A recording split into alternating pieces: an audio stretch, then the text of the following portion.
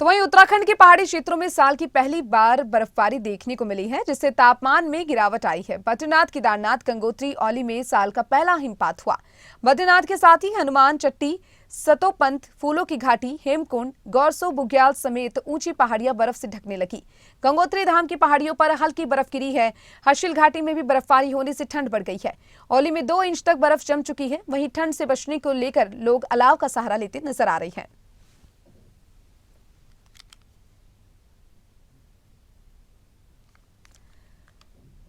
उत्तराखंड में साल की पहली बर्फबारी देखने को मिली है। आपको बता दें कि इसी को लेकर अब पर्यटकों में भी काफी उत्साह यहां पर देखने को मिल रहा है। तापमान में गिरावट दर्ज की गई है और ठंड से बचने के लिए लोग अलाव का सहारा लेते नजर आ रहे हैं। ये तस्वीरों में भी देख रहे हैं, एक तस्वीर आपको उत्तराखंड से दिखा रहे हैं, तो वही दूसरी तस्वीर हिमाचल से दिखा रहे हैं, जहां पर बर्फबारी की ये तस्वीरें हैं। उत्तराखंड में अब मौसम का मिजाज बदला है। एक बार फिर मौसम का मिजाज बदला, जहां पहाड़ पर जमकर बर्फबारी हुई है और बर्फबारी की वजह से तापमान में गिरावट दर्ज की गई है और ठंड से बचने के लिए लोग अलाव का सहारा लेते नजर आ रहे हैं। लेकिन जो पर्यटक है वो काफी उत्साहित नजर आ रहे हैं पहुंचने के लिए। यहां पर पहाड़ों पर जमकर बर्फबारी हुई है और ये साल की पहली बर्फबारी है, इसीलिए भी ये खास मानी जा रही है।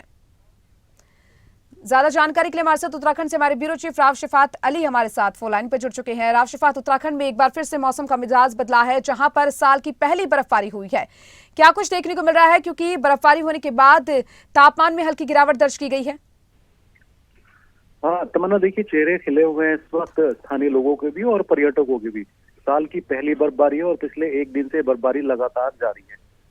जो सफेद चादर है, ऐसा लग रहा है कि पहाड़ों ने सफेद चादर ओढ़ ली है और इसके साथ ही जो पर्यटक उदास लौट रहे थे अब उदास नहीं है। बहुत बड़ी संख्या में पर्यटक एक बार फिर से उत्तराखंड का रुख कर रहे हैं और बहुत इंतजार था कि कब बर्फबारी होगी।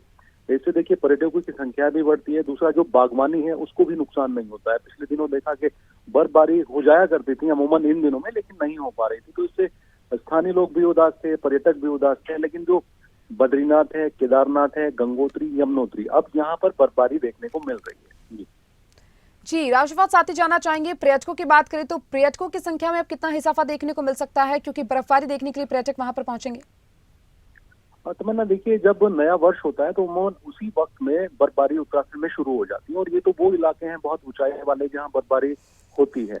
लेकिन अभी बहुत देर से बर्फबारी हुई है, लोग इंतजार कर रहे थे और पर्यटक देश विदेश से और देश भर के अलग अलग राज्यों से पहुंचते हैं कि उत्तराखंड में बर्फबारी का आनंद लेंगे। लेकिन इस बार देखा गया कि बर्फबारी बहुत देरी से हुई है।